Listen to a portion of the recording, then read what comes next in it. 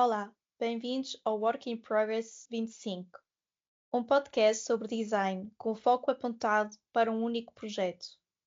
Procuramos ir para lá da superfície e entender o que é que está por trás das opções tomadas pelos designers. Este podcast surgiu no contexto do mestrado em Design de Comunicação da ISAD pela turma 2024-2025. Boa escuta!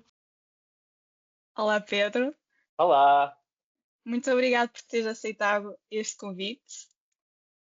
Para começar, pedia talvez que te apresentasses e falasses do teu percurso e das tuas referências no design.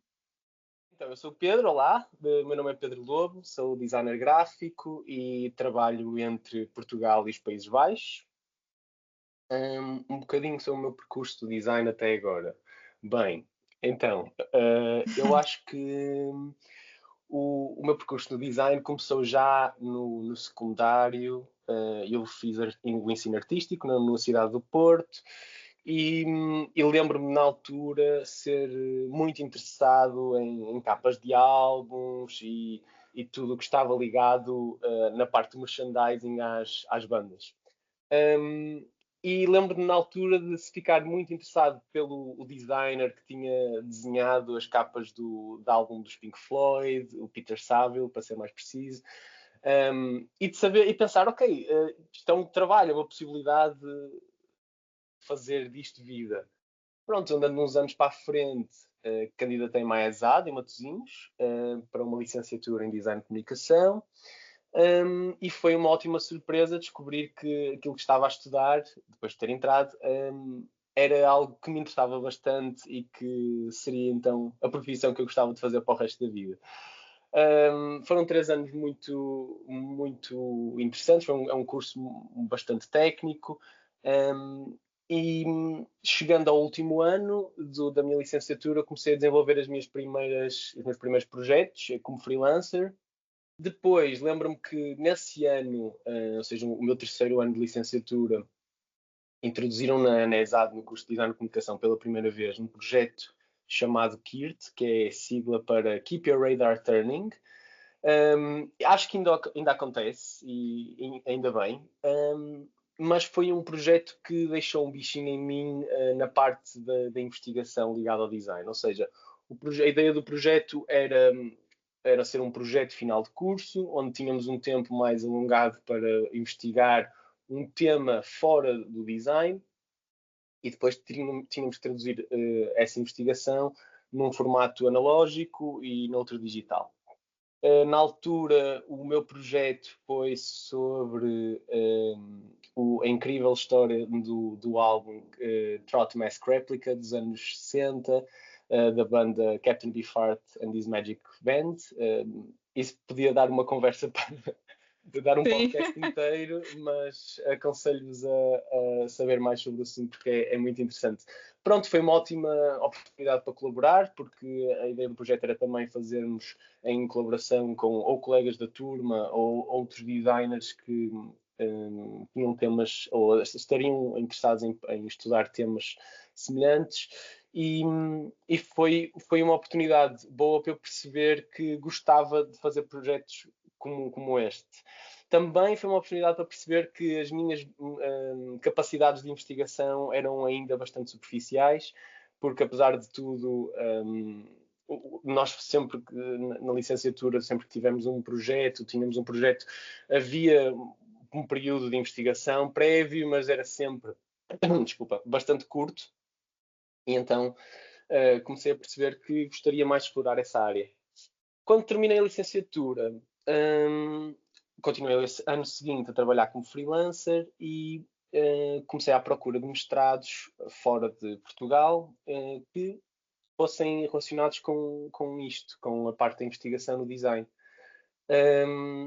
Pronto, não procurei propriamente mestrados em Portugal porque não havia nenhum mestrado que me interessasse sem ser algo muito técnico e eu sentia que uma necessidade diferente para a minha prática na altura.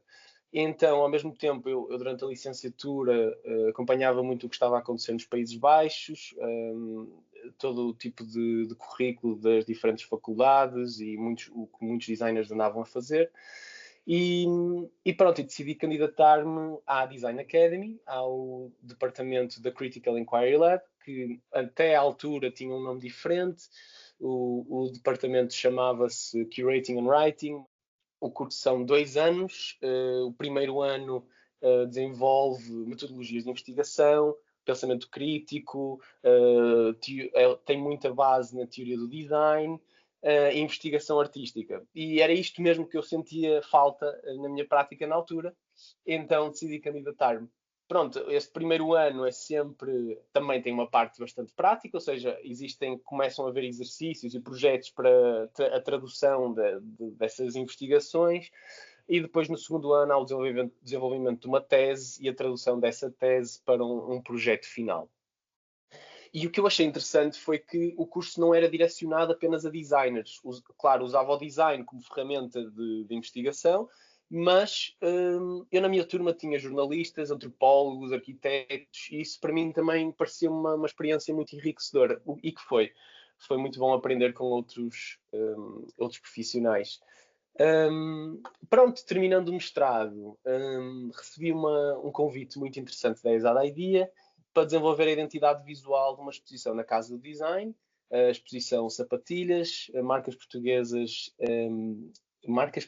o título é Marcas Portuguesas do Estado Novo ao virar do milénio, se me lembro bem.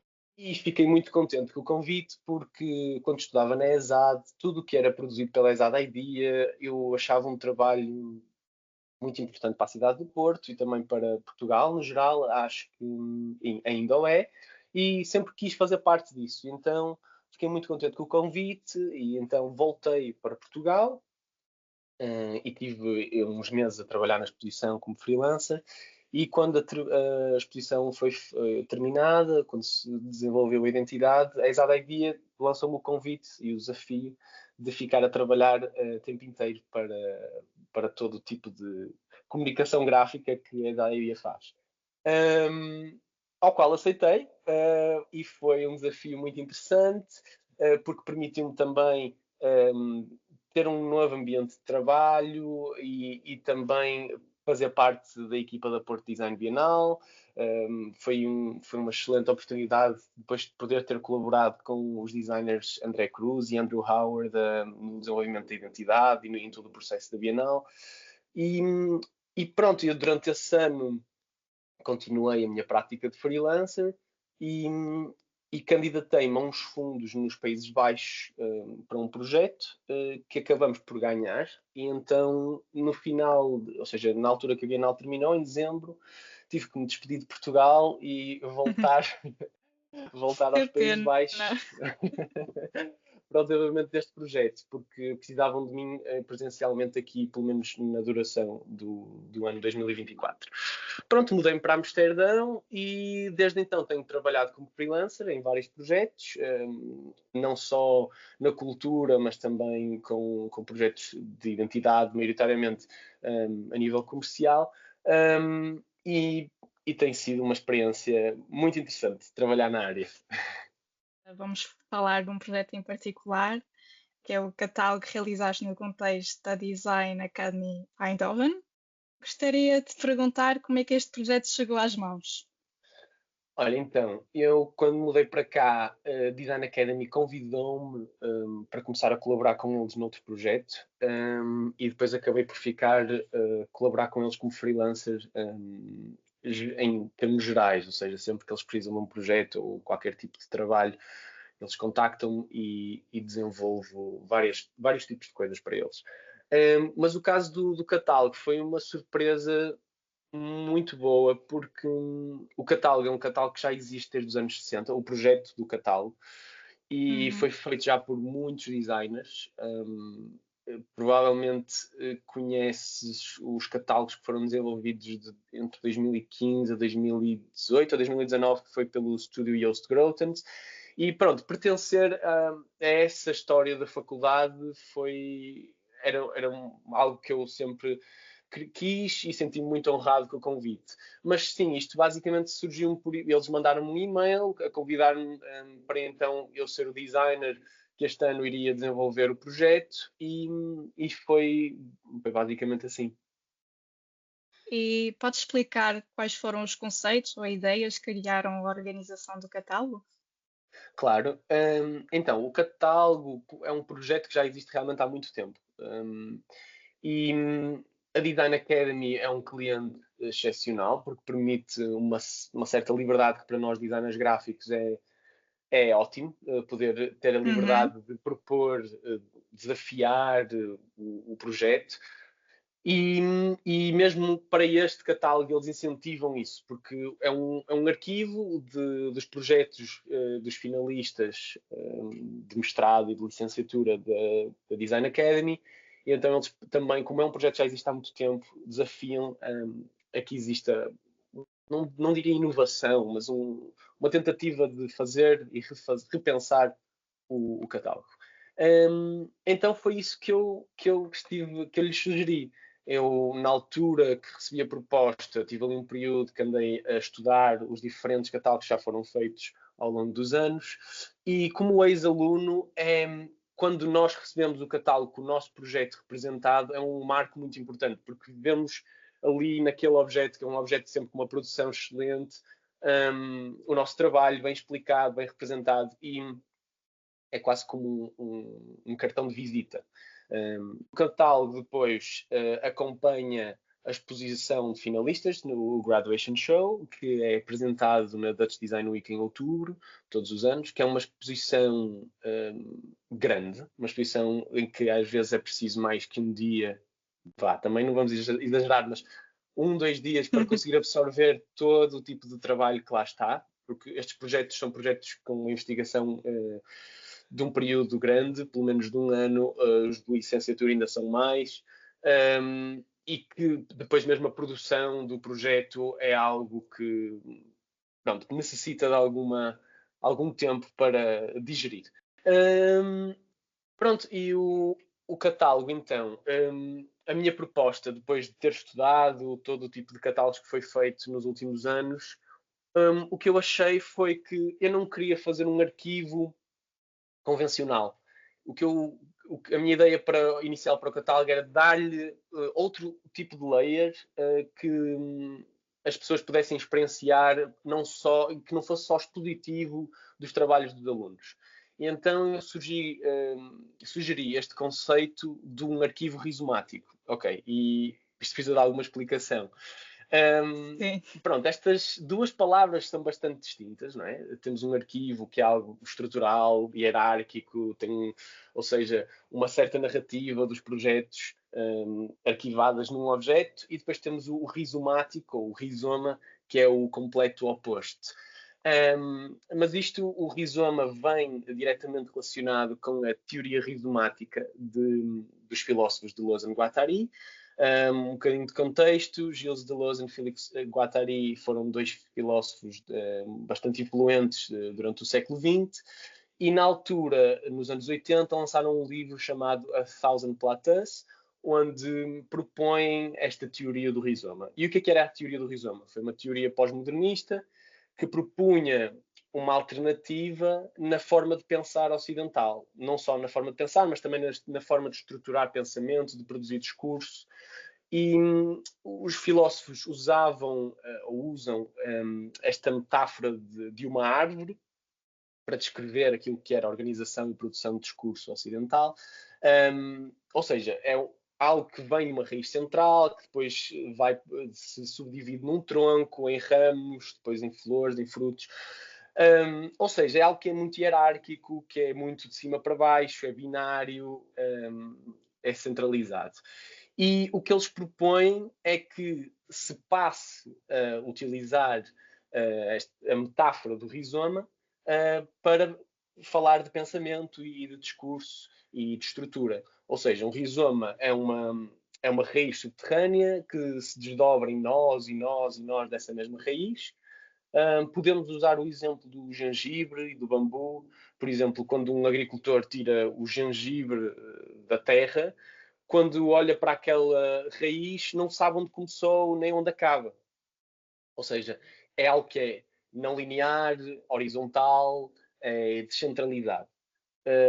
Um exemplo atual desta teoria de rizoma, ou que pode ser um rizoma aplicado aos dias de hoje, é a internet. Se pensarmos, por exemplo, na Wikipédia, se nós entrarmos diretamente na Wikipédia, não sabemos onde é que aquilo começou, nós podemos até estar à procura de um designer e ir parar uma praia no Algarve. É quase que temos, através dos links, é quase que entramos num rabbit hole. Pronto.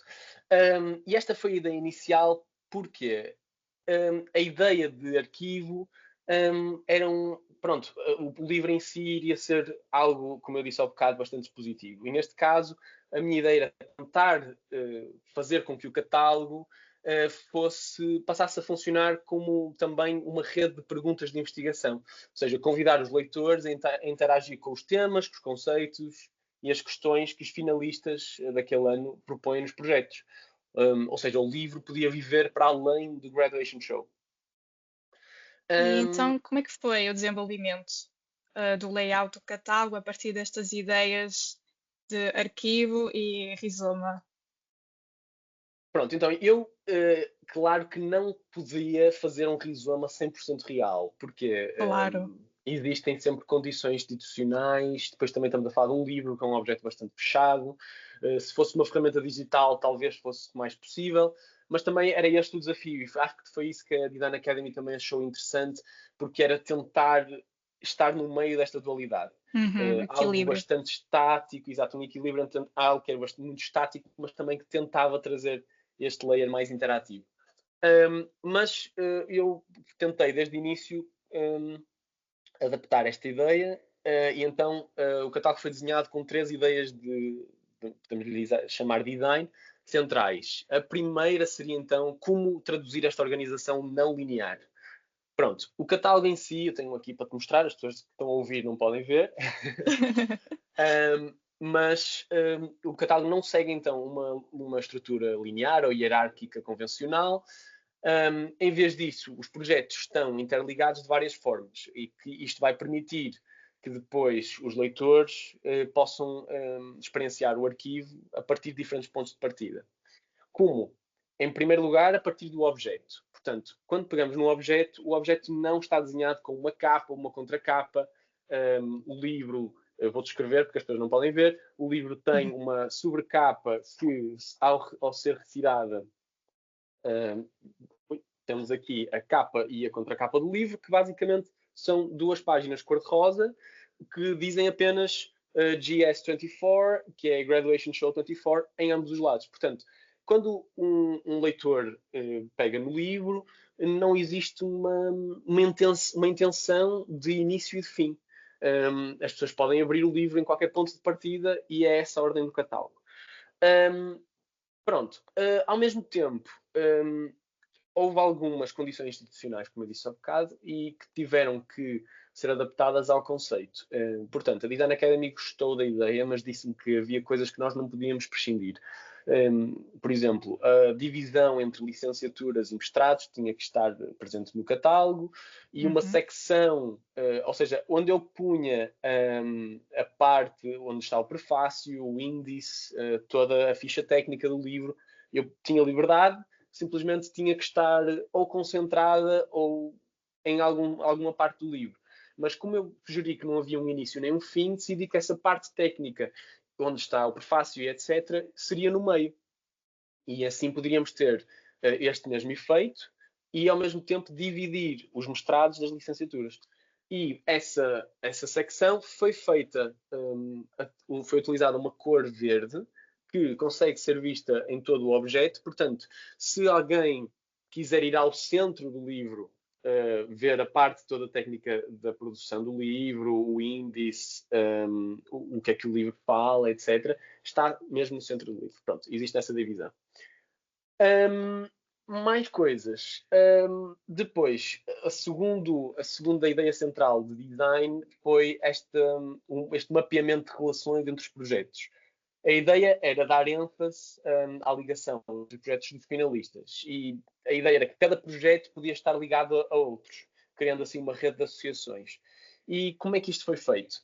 Eu trabalhei em colaboração com o designer gráfico e programador Federico Santarini, que também colabora com a Design Academy, e ele desenvolveu um sistema de programação onde nós, em primeiro lugar, enviamos um questionário a todos os alunos para descreverem os projetos. Isto é sempre usado como uma base de dados, porque depois vai alimentar o catálogo. E numa dessas questões pedimos aos alunos para descreverem o projeto em, no mínimo, 3 palavras-chave. E foi a partir destas palavras-chave que nós desenvolvemos este sistema de conexões. Como é que isto se traduz no livro? Eu vou-te mostrar, mas vou descrever para os nossos ouvintes. Se eu abrir aqui a página deste projeto, o que temos é um rodapé que tem o número de página e acho que no canto inferior esquerdo e no canto inferior direito temos uma secção que sugere aos leitores ver projetos que estejam semelhantes àquele em questão, em que o spread em questão. Existe para cada projeto um código que é definido por, neste caso, de licenciatura, portanto, BA de Bachelor e depois o número do projeto, neste caso o que eu tenho aberto é o 097, e para mestrado é o código do departamento, imaginemos Geodesign, GD e o número do projeto. Os projetos todos foram organizados de forma alfabética, portanto, também se o leitor quiser abrir o livro de forma convencional da esquerda para a direita, também consegue chegar lá de forma simples.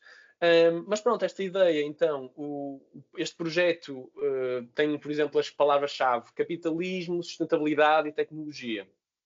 E depois existe outro projeto que fala sobre feminismo, sustentabilidade e tecelagem. Estes 2 projetos vão estar conectados pela palavra sustentabilidade.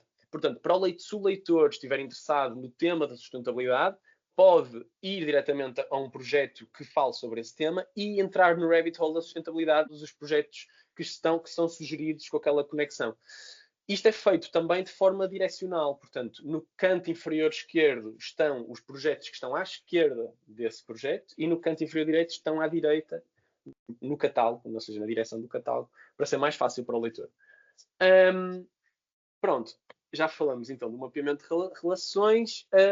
Pronto, e depois a terceira ideia central para o catálogo é que isto iria permitir uma navegação orientada para ou seja, pelo utilizador. Os utilizadores podem navegar no catálogo com base nos seus interesses, nos temas que estão mais interessados e nas conexões que considerem relevantes, em vez de terem que seguir um percurso pré-definido. Com estes elementos conseguimos ter este tipo de experiência que é mais interativo, vamos dizer assim, e que dá outra vida ao catálogo para além de ser um projeto expositivo dos projetos dos finalistas. Claro. Para além do conceito de rizoma, houve outras referências para este projeto? É sim, é difícil de dizer. Eu, na altura, quando estava a desenvolver o projeto, andei muito tempo a estudar os catálogos que tinham sido feitos na Design Academy até então, mas também andava a ler bastante sobre estas estruturas de diferentes tipos de pensamento. Na altura lembro que andava a ler este livro, que está aqui, eu vou dizer o título, que é o Let's Become Fungal, Mycelium Teaching and the Arts, based on conversations with indigenous wisdom keepers, artists, curators, feminists and mycologists. E é da Yasmin Ostendorf Rodrigues. E pronto, eu andava a ler muito este livro que fala sobre tira inspiração sobre o mundo da arte e da micologia, ou seja, a ciência que estuda os fungos, e partilha uma data de práticas indígenas da América Latina e das Caraíbas que têm por base colaborações entre espécies, descentralização, ou seja, tudo que são sistemas diferentes de pensamento e de estruturar pensamento. Depois, em termos gráficos, na altura, eu andava com o livro do Karl Martins, o Reprinted Matter, para trás e para a frente, que é um bom arquivo do trabalho dele, e principalmente a maneira como o trabalho é representado no livro interessava-me para fazer um arquivo diferente. E se calhar também outra referência que posso mencionar foi o Cyber Feminism Manifesto Index. É um livro verde, eu não tenho aqui, verde, grande, com um design gráfico muito interessante, e eu também andava a explorar esse livro para perceber como é que também o livro era estruturado, indexado, e como é que podíamos ter outro tipo de arquivo. Ok, agora perguntava-te, já que também referiste no meio da conversa sobre a cor, a divisão Sim. em verde, o que motivou a escolha desta paleta de cores? Sim, então, quando eu comecei o projeto, quando me convidaram para o projeto, eles não tinham ainda um designer gráfico para desenhar a identidade visual do Graduation Show, ou seja, da exposição. E pediram-me para eu ir pensando no conceito para o catálogo, principalmente, mas que pudesse ser adaptado à identidade também. Pronto, na altura, quando introduziram o designer, neste caso era a designer gráfica Susana Tomassini, que desenhou a identidade visual da exposição. Nós depois eu já tinha começado com o catálogo, portanto este conceito já estava presente, e então houve bastantes reuniões para adaptarmos o conceito e a linguagem à exposição. Nós então colaboramos num sentido em que queríamos que, como o catálogo acompanha a exposição, que ambos partilhassem a mesma linguagem, então definimos uma paleta de cores e um tipo de estrutura que podia ser reconhecível na capa do catálogo. Neste caso, isto traduz-se para estas cores, que são o cor-de-rosa, o verde, e a Susana depois usa também cinzas e um tipo de castanho, mas que na sobrecapa podemos ver na parte que é exterior. O que eu fiz foi ter um cartaz que é desdobrável para fazer de sobrecapa, e de um lado temos outra vez, arquivo com todos os projetos que estão presentes no catálogo e com os respectivos códigos, ou seja, pode ser outra ferramenta a utilizar para a navegação do catálogo, e na parte de fora o que temos é um cartaz mais complexo, com um desenho mais expressivo, que utiliza fotografias, formas e as cores da identidade. A identidade depois segue os mesmos princípios. Todos os materiais usam ou vão buscar às fotografias que foram tiradas de cada projeto, elementos que depois são utilizados desta forma na identidade. Tenho uma última pergunta para ti. Ok. Que livro leste e que música ouviste recentemente que gostarias de partilhar connosco? Olha, o livro não li inteiramente ainda, estou a ler, estou no processo de acabar. É da Melanie De Luca, designer gráfica também, e chama-se Steve, A Framework for AI and Identity Design. Estou a gostar muito, por isso é que recomendo. Pronto, agora com a inteligência artificial, cada vez mais começa a haver discurso sobre o tema, e é interessante vê-lo ligado à nossa área, principalmente porque cada vez mais vai ser uma ferramenta que vamos ter que lidar com. E é interessante porque é bastante específico na forma como é escrito. Eu acho que é a tese de doutoramento da designer, e apesar de tudo, para nós é uma leitura simples, porque fala muito sobre esta relação do AI com a criação e o trabalho de desenvolvimento de identidades visuais, e como é que nós podemos usar AI para, se calhar, ajudar-nos em vez de nos tirar trabalho.